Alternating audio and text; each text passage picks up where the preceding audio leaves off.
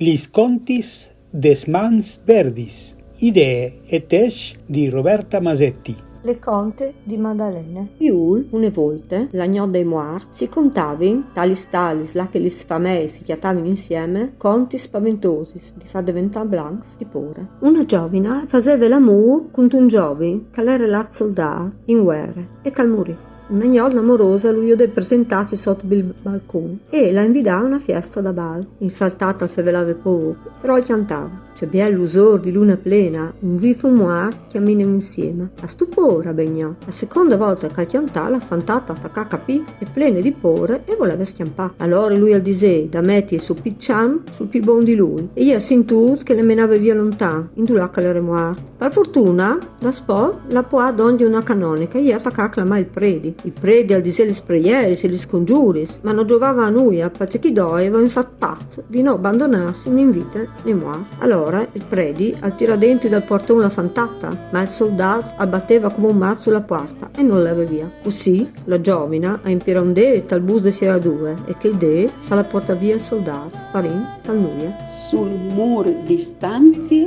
la lum e ingrandive ombris di fa ore. Dino Virgili, laghe da pit la cleve. Mandi,